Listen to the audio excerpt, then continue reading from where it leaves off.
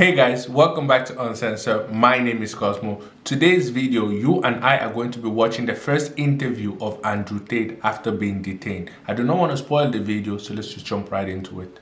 Unfortunately, I don't think many people in Romania understand, but in the West, in the countries that are owned by the Satanists, you with a certain level of fame, you either put on a dress or you go to jail, and I'm happy to make my choice, which is jail every single time. My soul is not for sale, neither are my principles. We are innocent men. No, we're very innocent men, and in time, everybody's going to see that, and we're very excited to finish this judicial process and clear our names. Well, you are free for now, but still the Romanian court approved extradition to the UK after the trial is over here. It's very funny because I've been asking Romanian courts to go to the UK myself. I've asked 5 times and been declined. So now I get to go home. It's fantastic news. You will be in the jail again at the final of the process. What do We'll you see think nothing about Truth to be told, guys, I do not know why the Romanian government detained them and released them later, but Andrew Tate goes into details on his podcast. Yesterday's arrest, because I know a lot of people are curious about this. I'm going to summarize exactly what happened and why it happened. This is not the fault of Romania. This is not. This one is not. This came straight from the United Kingdom, my home country. My United Kingdom contacted the Romanians with no intention of extraditing me, with no intention of flying me to England to face questioning or for an open investigation. They contacted Romania and told Romania to do its dirty work. They told Romania to do their bidding, to put these 2 boys in jail without a trial. I'm going to explain to you how this works. Romania has a system called preventative detention.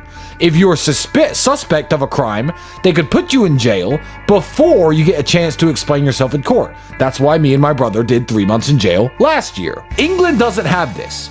If I had been extradited to England, I would have went there. They would have questioned me for a few hours, and I would have been completely free. Lived my life in England. Perfectly fine. Wouldn't even need to come back to Romania. The judge said, "Do you, Tristan Tate, want to be extradited to England?" I said, "No.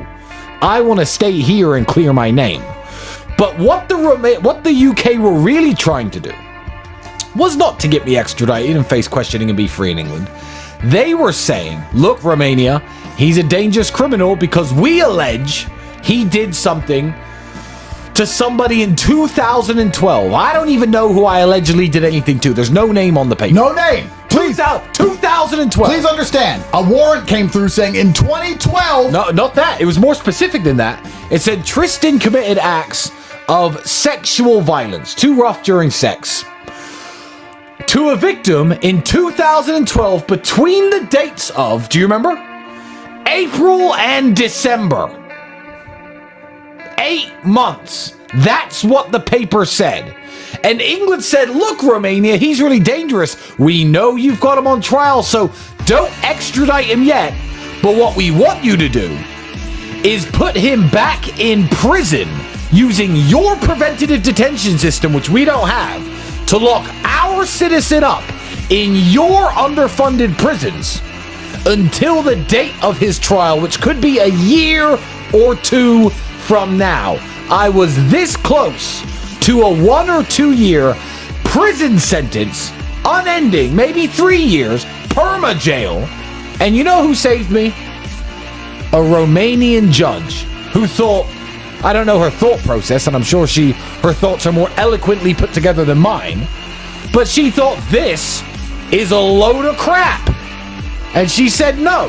She said no. You can't. I know the mainstream media are saying, a judge said that they can be extradited after. No. The judge said this: I am not putting these boys in jail, because I spent the last 30 hours in jail again, back in the same jail. I'm free. The judge said, release these men. I am not going to put them in jail.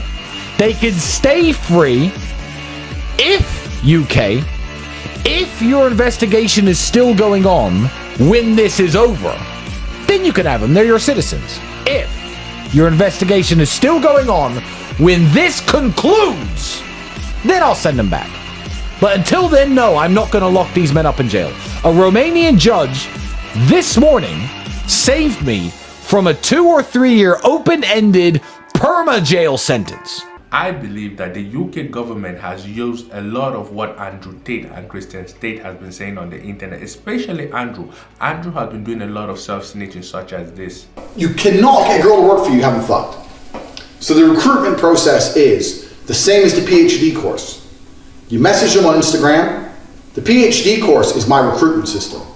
I don't mention webcam until after I've had sex with the girl.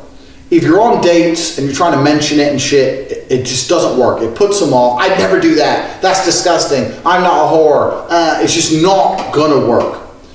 You continue as normal, no mention of webcam. You fuck the girl. After you fuck the girl, you do the PhD test. If she passes the PhD test and she wants to be with you, then you start mentioning things like, yeah, but you know, you're always busy, you're always at work, you can come work for me. So, as I said, you cannot try and approach girls to do webcam. Hi, do you want to do webcam? It's bullshit. It doesn't work. No one's going to say yes. And any girl who does say yes is doing it. She doesn't like you. She doesn't know you. She doesn't love you. She's saying yes purely for money. I'm going to sneeze. Any girl who wants money that bad is going to skank you and leave you when she realizes you get a big cut of it. So even if you do get a girl to say yes that way, even if you do say to a girl, look, let's make some money, she's only in it for the money. She's not in it to please you. And if she's only in it for the money, she's going to get pissed off with her cut. Because they're going to Google up how much a token's worth, how many tokens they made, and all that shit. They're going to get pissed off with their cut. Remember the tax thing, so you only have to pay them 30% instead of 50%. That's important for your profitability. So you don't want a girl who's in it for money. You want a girl who's in it to be with you. So you meet a girl, you take her on dates, you fuck her, whatever. She passes the PhD test. Then you start saying things like, oh yeah, but you're always working. I have to do some traveling and you can't come. I want to bring you with me. Traveling is a great one because the thing about this business is mobile. If you can find a good Airbnb with good internet, you can run it somewhere else. So it's a good little caveat to throw in. Oh, and you're always working. Why don't you work for me so we spend more time together? Work for you doing what? So you'll have a webcam business. Oh, I don't want to do that. So okay, I know you don't want to do that, but listen. Come, let's have a meeting. Let's just talk about it. If you don't want to do it, don't do it. Fine. But let me explain it to you properly. In fact, I'll bring one of the girls who works for me. You, your bottom bitch, the new girl, you go out for fucking a nice dinner. Your bottom bitch is the one who does the selling. You don't do the selling. The girl has to hear it from a girl. And this is where your bottom bitch has to be trained. That's why I said it's so important to have a good first girl. My first girl was so good, it was easy. My girl would sit there and go, oh my God, before this I was a waitress and it was shit, and now I do this and I make so much money, and the guys all love me and they adore me, and on my birthday they send me presents, and I get so much money, blah, blah, blah, and it's so much fun, and we stay at home, and da-da-da-da, and we're gonna go to Thailand soon, we're gonna be working in Thailand, and we're gonna stay there for as long as we want, you should come with us, it's gonna be so much fun, da-da-da-da, martinis, martinis, martinis, bang, threesome.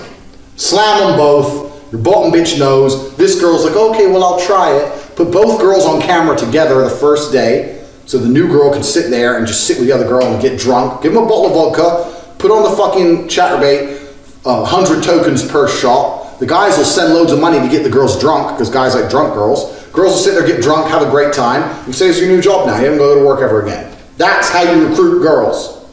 I believe that the UK government is going to use everything that Andrew Tate and Christian Tate has said on the internet to be able to judge them and sentence them, because it is kind of self-incriminating about their welcoming business, the things that Andrew Tate has said in front of the camera. And to be honest, I'm mind-boggled by it, because if you commit a crime, normally you wouldn't say anything about it, but to put it out there publicly and now they're going to use it to judge you and sentence you, that is maddening. Anyways, comment below what you guys think. Take care, be safe, and bye.